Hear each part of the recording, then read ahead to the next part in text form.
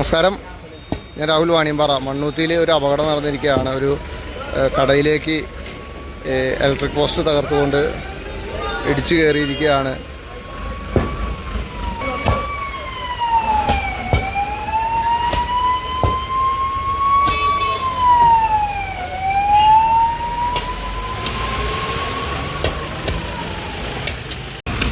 Electric post തകർത്തുകൊണ്ട് ഒരു കടയിലേക്ക് ഇടിച്ചു കയറിയിരിക്കുകയാണ് ഒരു വാഹനം.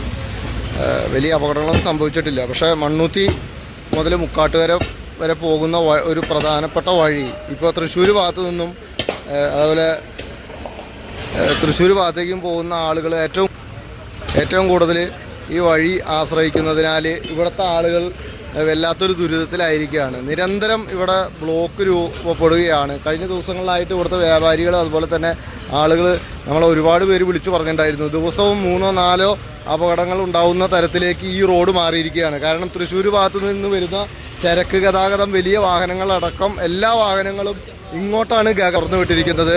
അതുമൂലം ഇവിടെ സ്കൂൾ കുട്ടികൾക്ക് പോലും പോകാൻ കഴിയാത്ത തരത്തിലാണ് എന്നും ഇവിടെ ബ്ലോക്ക് രൂപപ്പെടുന്നത്. അപ്പോൾ അതിനൊരു ശാശ്വത പരിഹാരം കാണണം. ഈ വഴിയുള്ള ഏറ്റവും ആദ്യം ഇതിലെ മൾട്ടി ആക്സിൽ വാഹനങ്ങൾ ഒന്നും പോകരുത് എന്നുള്ള ബോർഡുണ്ടായിരുന്നു. എന്നാൽ ആ ബോർഡ് ഇപ്പോൾ അവിടെ നിന്ന് എടുത്ത് മാറ്റിയത് കാരണം വലിയ വാഹനങ്ങളെല്ലാം തന്നെ ഇതിലെയാണ് വരുന്നത്. ഏകദേശം 3 മണി മുതൽ ഒരു 6 മണി വരെ ഇതിൽ ഒട്ടും പോകാൻ പറ്റാത്തൊരു സാഹചര്യമാണ് നിലവിലുള്ളത്. അപ്പോൾ ഇന്നുണ്ടായ ഒരു അപകടത്തെ തുടർന്ന് ഇവിടെ ഒരു വലിയ ബ്ലോക്ക് രൂപപ്പെട്ടിരിക്കുകയാണ്.